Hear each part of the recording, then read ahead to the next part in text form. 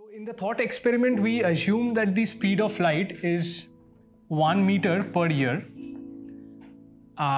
So if we assume that light is traveling with this speed, then for an observer who is standing at some point in space,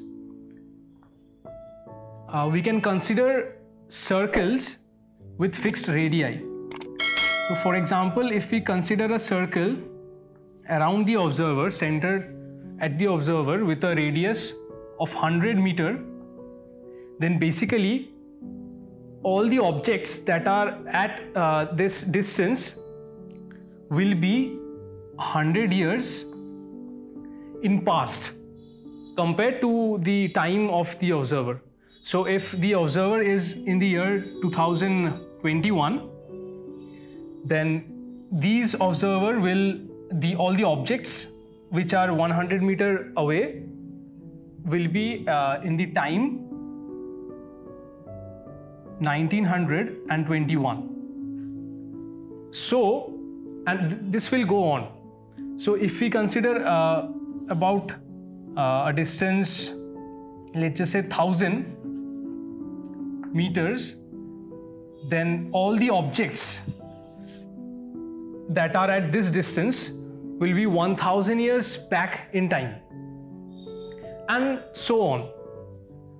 So you see that this thing gives us a perspective that we are at the center of whatever surrounding we are observing.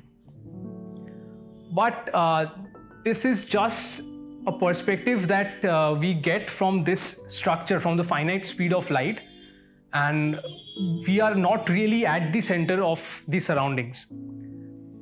The reason is that for an observer who is, suppose, standing here, even this observer will have these circles of fixed time. So you see, no matter wherever you place the observer, each will have a definite horizon with a fixed time scale. And the farther the horizon is in the distance, the farther back in time the objects will be.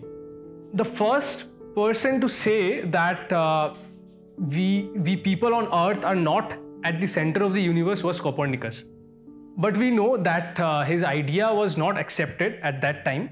But soon after, Newton and Kepler, they gave their laws which ultimately prove that the Earth and the Sun also, they are not the center of the universe.